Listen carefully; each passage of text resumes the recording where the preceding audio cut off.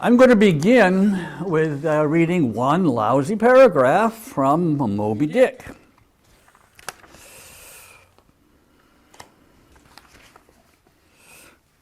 Two lousy paragraphs, but they're shorter.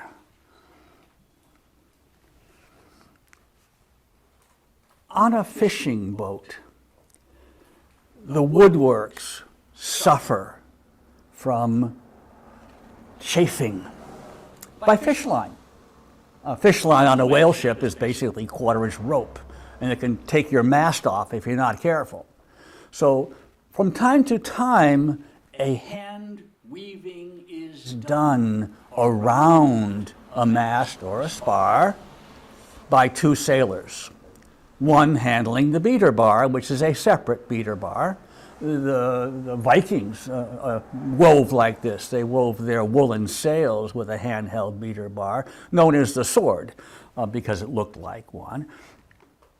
It was a cloudy, sultry afternoon. The seamen were lazily lounging about the decks or vacantly gazing over into the lead-colored waters.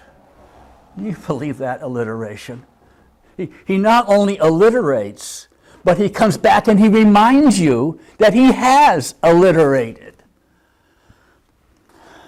This brings me to the Italian Baroque. This won't take a minute.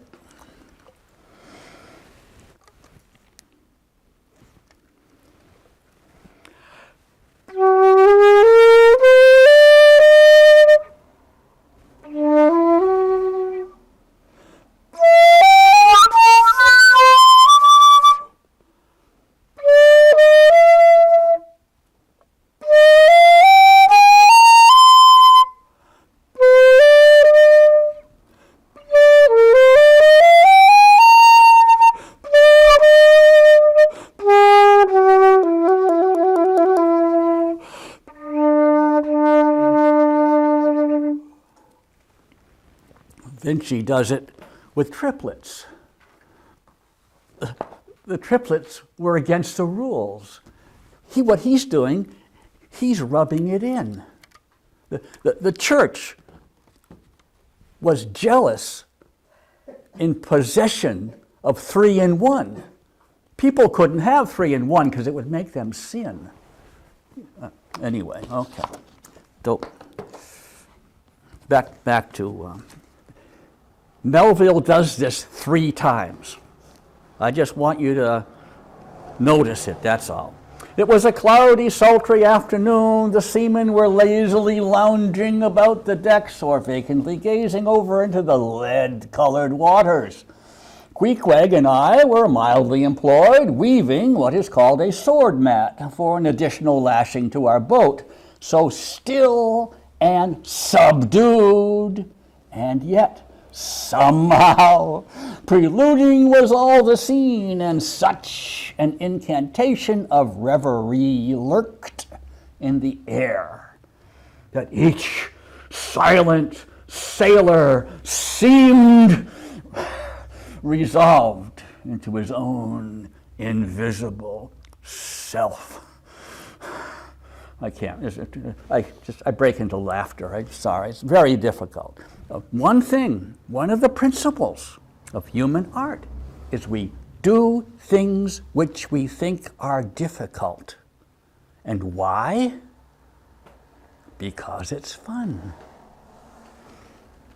I was the attendant or page of Queequeg while busy at the mat, as I kept passing and repassing the filling or woof of marline between the long yarns of the warp, using my own hand for the shuttle, and as Queequeg, standing sideways ever and anon, slid his heavy oaken sword between the threads and idly looking off upon the water, carelessly and unthinkingly drove home every yarn, I say, so strange a dreaminess did there then reign over all the ship and over all the sea, only broken by the intermitting dull sound of the sword, that it seemed this were the loom of time.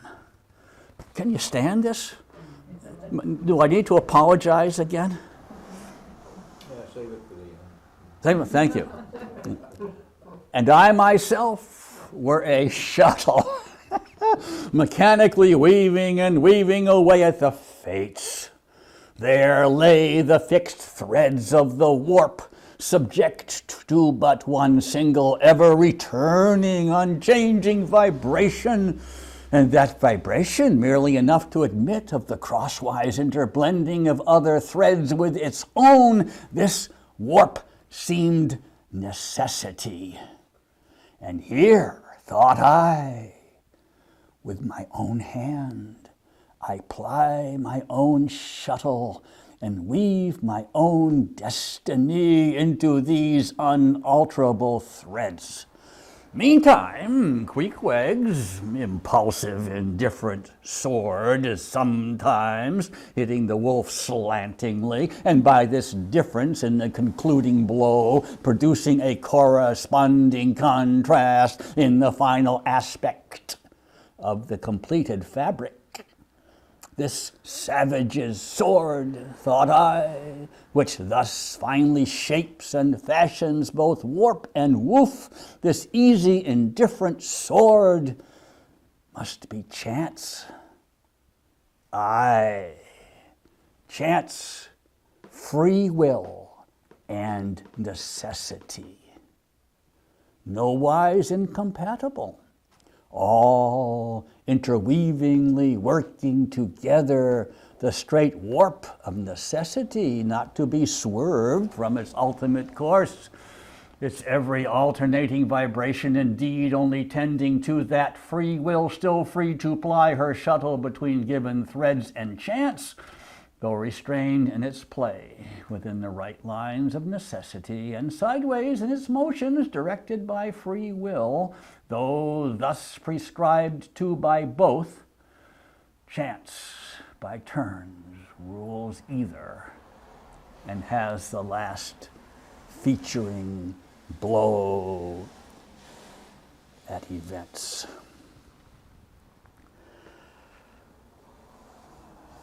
I wrote a note on the page some years ago, said, magnificence is universal, but somehow music gets more credit.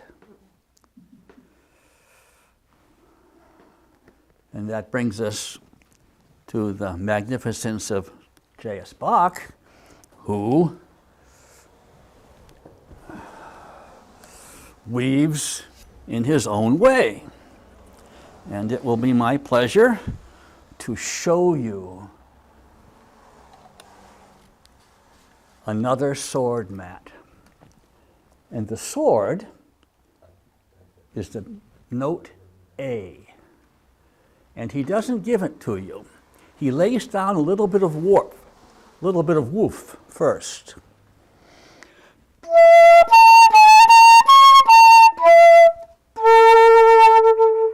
There's the beater bar.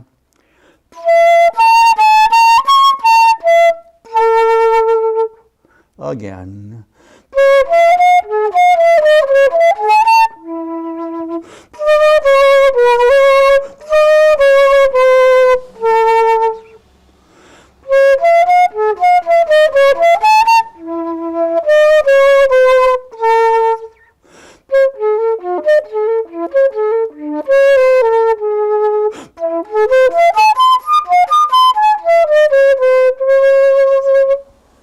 That is not an A.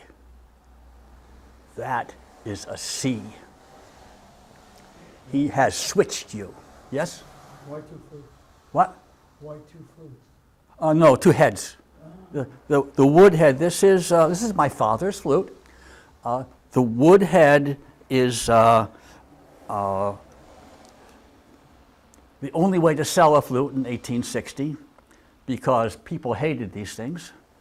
Wagner would not allow them in his orchestra. And who's the guy who wrote Symphonie Fantastique. Who wrote for Symphonie Fantastique? Berlioz? Yeah, him. What? Berlioz. Yeah, Berlioz would not allow them. There's a famous quote by Wagner where he curses them. Who wrote Treasure Island? Stevenson cursed them. He wrote a poem accusing Boehm, who invented the thing, 1840, of selling a soul to the devil, and the wood head made it acceptable in the orchestra, but the wood head is not as responsive as the silver head. So to play that first piece, the wood head was fine, but to pop out this stuff, you need the silver head. So I switched, and Arthur, who was Batman's gentleman's gentleman? Who? Alfred. Yeah. Alfred Badger made these in New York City. And they were made for the New York Symphony at A452. So I can't play it except alone because it's little. And he was a massive genius. So Bach has switched you to a C. The A is the important note. It's an A minor. The A is the important note. The C is the great note, whatever. What's the C called in A minor? It's the third. Yeah, that's the third. And so that's okay. So he gets you to the C, but you don't know it anymore. You think you're hearing an A. I can't find it anymore. Let's try it here. That's the A. Well, never mind, the heck with it. But what he does is he pounds the C. I'm going to have to give it to you again. All the guitar players play this, the classic guitar players, and they always give you the A at the beginning. Classic guitar players are in love with their thumbs. Bach did not write it this way, but they always, because you got yeah, those guys, you know, you have to envy them because, you know, they're the real guys. They really get it, you know. That's the A there.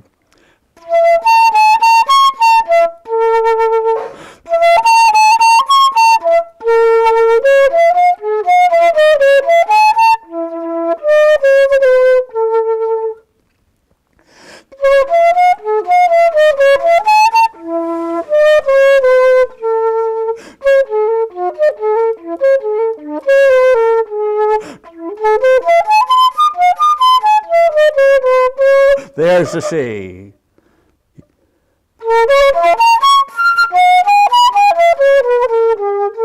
A again, but it's not so important.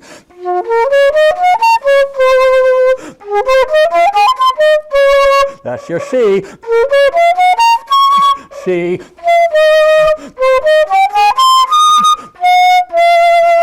And now he beats the living bejabbers out of you with his C. That's not an A, that's a C.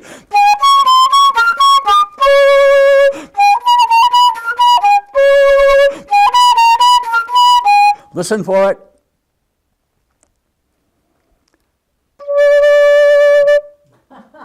That's not a C. That's a half tone. That's C sharp. C sharp has no place in the key of A minor. But you put up with it because it is a blue note. And the blue note has existed in music forever. And now you are his victim. He can do whatever he wants. And he does. And I'll get back to that at some point, but let's see where I am here in the first place. Oh yeah, I was reading Moby Dick, wasn't I? Oh, I finished Moby Dick, that's right. I read Moby Dick. Okay, so we have now Bach as the Khan. When I was teaching school in South Attleboro, I lived in an amazing little backwater in Massachusetts. I lived just off the center of North Attleboro, Massachusetts, which was on Route 1A, and bone dead. There was businesses on both sides of the road, The only one doing any business was the diner. There was a privately owned dry goods company. Welcome. And the lady sold me my sheets and pillowcases and offered to set me up with a local girl. Again, I was the only young man in town. It was all old people, and there was a business on Route 1A across the street in a storefront, Berglund Studios. Carl Berglund sat in there day after day after day, and I don't think anybody ever visited him except me. He was a leather worker and a painter. Because Berglund Studio was an artist, an art studio, private art studio.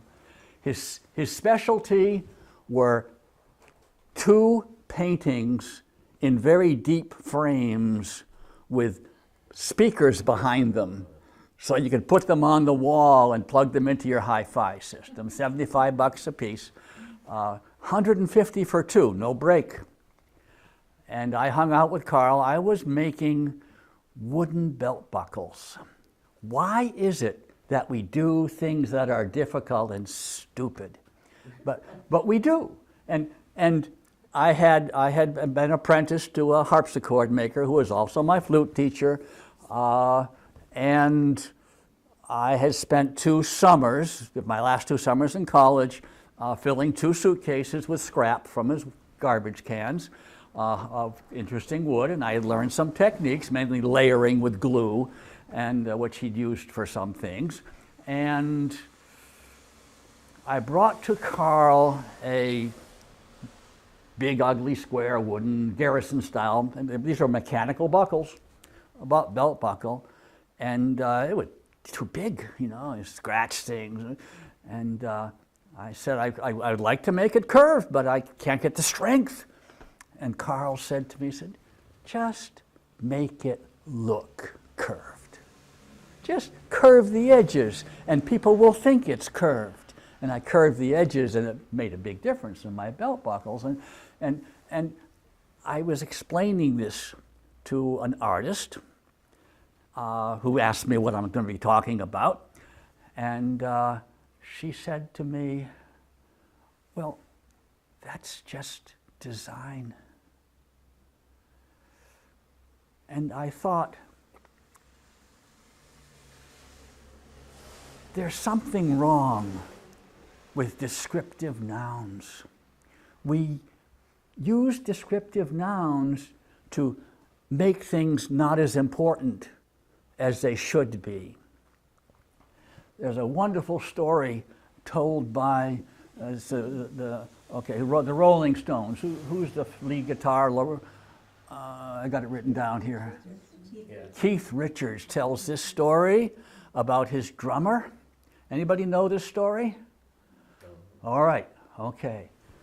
The gig is over, the limos are pulling up to the curb, and what's his name? I've got it written down. Charlie Watts, the drummer, will not leave his drums until he has placed his drumsticks just right on the drums. And he sits there and nobody and he won't leave his drums until he is satisfied with the position of the sticks.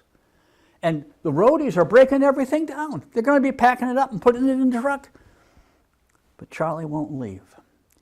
And I taught for some years at NHTI, only because the president was a collector of my work. So long as she was president, it was fine. When she left, my ticket expired pretty darn quick.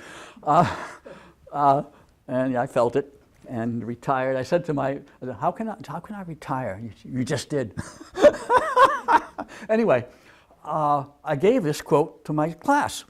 I taught the class with a series of quotes from artists, and the rule was you had to answer 5 questions about it, and if you didn't like my questions, you could make up your own.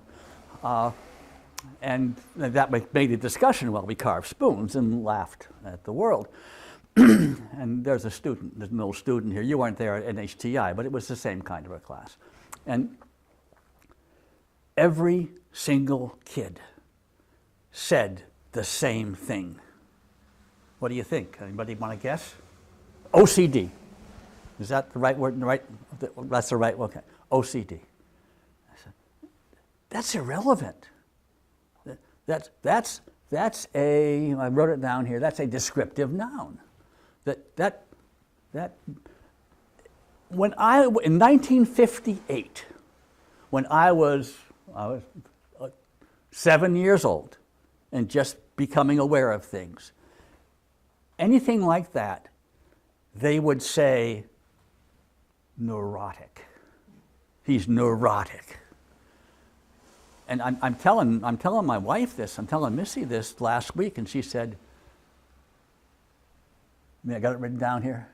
She said, neurodivergent. That's what they would say today. The truth is, Charlie Watts is a great drummer. He wouldn't be drumming for the Rolling Stones if he wasn't a great drummer.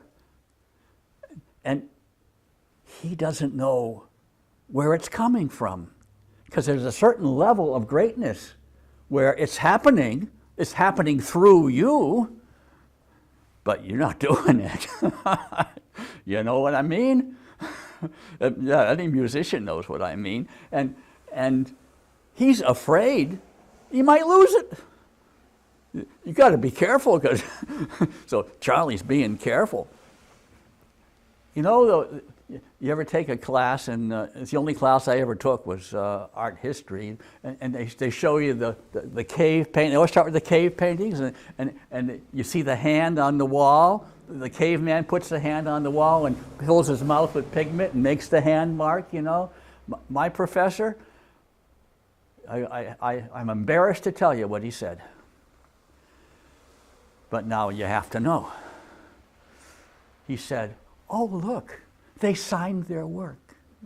Can you believe that? Yeah. I know why they did that. They were blown away by what they've done. That's why they did it. Anyway, so we're getting there, okay. This brings us, of course, to other power, which I've already mentioned. In the Japanese, potters have a name for it, taraki. There was a group of potters calling themselves the taraki potters at Sunapee back in the 60s. You know, they didn't last long. Kurt Vonnegut once said, every sculptor I ever knew felt that some demon had a hold of his hands. J.S. Bach started every composition with Jesu Juva. You know, God help me. D.H. Lawrence, I got it written down here, the D.H. Lawrence. Where's the D.H. Lawrence? I went to a John Brooks show, believe it or not. Yeah, here it is. I went to a John Brooks show. I shouldn't be saying this, should I? You know what I'm about to do. Yeah, I cut the bottom off. I'm only going to read the first 6 lines. I'm making sure I can't read the rest of this poem. I memorized this poem in college, but it was not about country furniture. It was not about, you know, natural furniture, I'll tell you that. I go into this art show, and here's this poem right on the wall. Not I, but the wind that blows through me. A fine wind is blowing the new direction of time. I'm rocking the way your father rocked. I learned some things from him. What was his position? What was his... Cantor. He was a cantor. A fine wind is blowing the new direction of time. If only I let it bear me, carry me. If only it carry me. If only I am sensitive, subtle, oh, delicate, a winged gift. If only, most lovely of all, I yield myself and am borrowed. And the rest of it I left home. Nobody's going to hear the rest of it. All right, so this is a, let me see, what, the principles that animate human art is this idea that somebody else is doing this. It's coming through me, but it ain't me. And now, it's time to go to chance. But before I go to chance, I want your help with a thing or two. I want to ask a few questions which I have not been able to include in this short presentation before I go on. I knew an architect who told me very sincerely that restrictions are necessary. It's very hard to make an ugly airplane. It's very hard to make an ugly bridge because these things have restrictions. Airplanes have to fly, and bridges have. You can make an ugly car. You can put anything on four wheels. To what degree do you guys agree with this statement of this guy's statement that restriction is necessary for good art? Let's go with a yay or a nay. Under 50% is a nay. Nays. Okay, the yays have it. The yays, yes, the yays. Thank you very much. The yays have it. An artist must be immune from embarrassment. This is my own, yay, okay. This is going to be easy. This is going to be easy. Do we use tools that we know who used them before us? This is my father's flute. Yeah, okay. I love this. I love this. Every artist jockeys this is going to be a hard one. Every artist jockeys a relationship between run-of-the-mill and genius. Yes, yes, and Bach is a perfect example of this. Bach's work is run-of-the-mill, and we all know this from the history, is his own children thought it was junk and old-fashioned and not worth bothering with. Every artist jockeys a relationship between run-of-the-mill and genius. The genius comes out of run. There's a whole thing here, okay? This is going to, next semester, we talk about run-of-the-mill and genius. We'll spend, okay. This is my own concept that came to me from reading this and practicing this. Willing victimhood. As a listener, as an observer, are you conscious of making yourself or a willing victim? I have seen this in audiences. I have seen when things are going just right. I have seen an ear put down and the breathing change, and have your way with me. I'm not going to read this poem. I left most of that poem at home. Do you have a loving relationship with any of your tools? Do you love the smell of your materials? Yes, yes.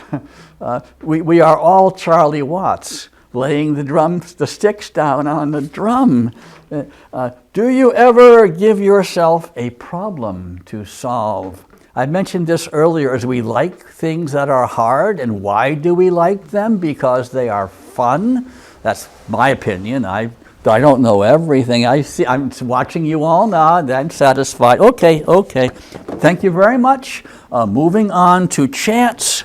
And chance brings us to Hendrik van Loon. How many of you have heard of Hendrik van Loon? Aha! Hendrik van Loon, Dutch historian, Bach expert, and Rembrandt. Van Loon was the 22nd grandchild of Rembrandt's doctor. I'm not making this up. And in Holland is a small country with a long history, and the family stories. Our family stories are 200 years old, and we're proud of them. But Van Loons are 600 years old. and they still tell them. So this is a conversation between Rembrandt and his doctor. I noticed, okay, I should fill you in a little bit. Rembrandt's father was a miller. Rembrandt has been sent up to an upper chamber in the mill to repair bags, where the bags are stored, and repair and count grain bags. And he's a kid, he's 10 years old. There's a small window, and the veins, the wind is blowing, the veins are coming, and the room is it's like a stroboscope. They've never heard of that, of course, but we know it's like that. And there is a cage full of rats hanging from a chain from the ceiling. There has been a rat catcher at work. Rat catchers were very busy in Holland, mostly, anyway.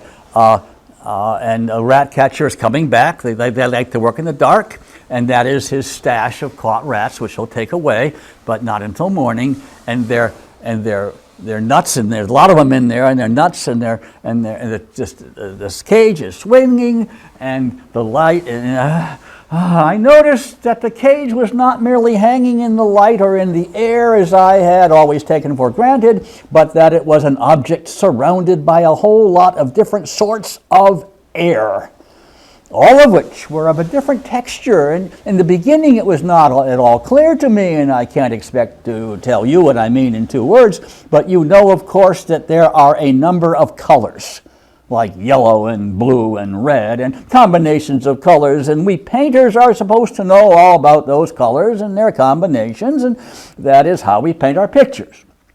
We tell stories in daubs of color, just as others tell stories in lines or with the help of words or notes. At least that is what I had always taken for granted, and I had done my best to learn how to use those colors.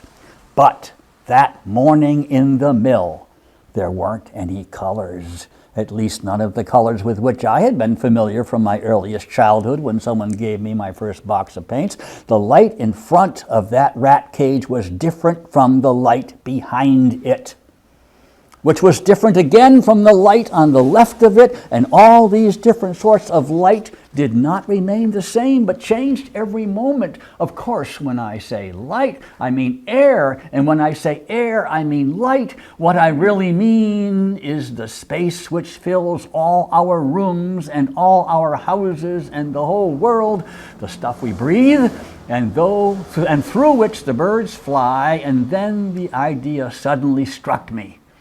And that was the moment when I turned from Saul to Paul. Does all this space, this air, really have a color in our sense of the word? And is it possible to translate that color into terms of paint? Let me show you. Here he picked up a pewter mug that was standing on the table. Let me show you. You see that mug? It is about 3 feet away from you, and now, moving it towards himself, it is only 2 feet away. Suppose I want to paint this. I can get the illusion of distance by applying the rules of perspective, which Master Dürer of Nuremberg laid down in that little book of his. That would be enough when I use a pencil or pen and ink. But when I use color, I ought to be able to create that impression of distance in some other way, in the way nature does it, or rather in the way I suspect that nature does it. For I have now spent the greater part of every day during the last 40 years, Sundays included, to the horror of my good parents, trying to solve the problem, and I know just as little about it today as I did when I first began. Your French friend, the Baron, I don't know who he's talking about, Spinoza, or I don't know who he's talking about, told me the other day that those famous mathematicians of whom he sometimes talks work quite differently from the way we would expect. When a mason builds a house, he first digs the basement, then he builds the first floor, next the second floor, and so on until he gets to the roof. But mathematicians, so it seems, first make the roof and fit the rest afterwards. They have suspicions, the Frenchman remarked. They suspect that 2 times 2 is 4. and accept their suspicion as an established fact, and then work backwards, and by working backwards they finally prove that 2 times 2 is indeed 4. And I may have got this a bit mixed, but I think that is the way he reasoned it out. They first suspect and surmise, and then they prove. Of course, those are not the sort of ideas with which to entertain our own relatives, la-di-da-di-da-di-da. I am not quite certain, but from that moment on, from the moment I saw those excited rats in their wire cage hanging from the rafter of my father's mill until today, I have been convinced that every object in the world is surrounded by a substance, call it light or air or space or whatever you like, which somehow or other it must be possible to express in terms of light and shade and half a dozen primary colors. Sometimes I even think, at least in a few of my pictures, I have solved that problem pretty well. But I confess that I have been working backwards, painting the picture first, and trying to discover afterwards why I had done what I had done. People always looking for the outlandish and the unusual. Read 'em and weep, you guys. Nobody will paint like that. Whisper that I have a secret. Secret. Fiddlesticks. I am a mathematician who works in vegetable matter and who started out with a formula and who is now trying to prove that it works. So that is chance for Rembrandt. And here is chance for me. What time is it? How are we doing? 20 minutes, if we go an hour. 15 minutes. Oh yeah, the first 5 don't count. Okay, all right. I get 20. I'll make it, it's a long story. It takes an hour to tell this story. I will make it short.